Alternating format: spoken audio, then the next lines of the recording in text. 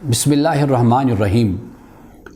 رسول اللہ صلی اللہ علیہ وسلم نے زبان کے صدقے کو سب سے بہترین صدقہ قرار دیا۔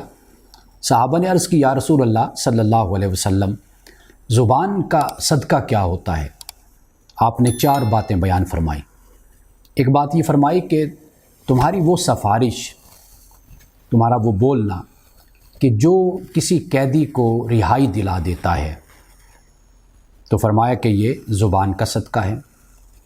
دوسرا آپ نے فرمایا کہ خون گرانے سے بچا لینا، یعنی مراد یہ ہے کہ 2 بھائیوں میں، 2 لوگوں میں یا 2 قبائل میں لڑائی اور جھگڑا اور جنگ کی صورت ہے تو تم وہاں پر بول کر خون گرانے سے وہاں بچا لیتے ہو۔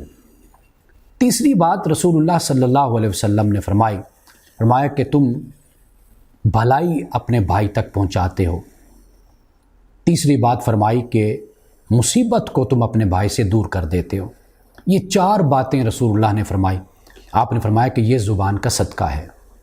یعنی آپ یہ دیکھیے کہ جیسے ہم کہتے ہیں کہ نہ ہنگ لگی نہ پھٹکڑی اور رنگ بھی چوکھا بن گیا، یعنی یہ بات سمجھ آتی ہے کہ بہت سے مقامات ایسے ہوتے ہیں کہ جہاں ہمارا رویہ یہ ہوتا ہے کہ ہم کسی کے حق میں بولنے کے لیے بھی تیار نہیں ہوتے۔ یعنی کتنا یہ آسان کام ہے کسی کی مدد کرنا، بول کر کسی مسئلے کو حل کر دینا۔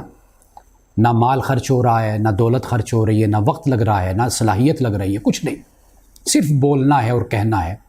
کہنے سے کسی کا کام ہو جاتا ہے۔ تو ایسے موقع پر رسول اللہ صلی اللہ علیہ وسلم نے ہمیں اسی بات کی تعلیم دی ہے کہ بہترین صدقہ زبان کا صدقہ ہے۔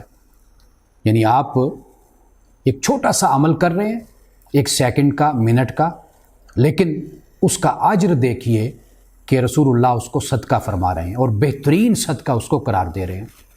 یعنی ہمارا رویہ ایسا ہونا چاہیے کہ کم از کم وہ کسی کا بھلا، وہ مدد، وہ تعاون کہ جس میں صرف ہمارا بولنا ہے، ہمارا کہنا ہے، ہم کم از کم اس حد تک اپنے بھائیوں کا، اللہ کی مخلوق کا ضرور خیال رکھیں۔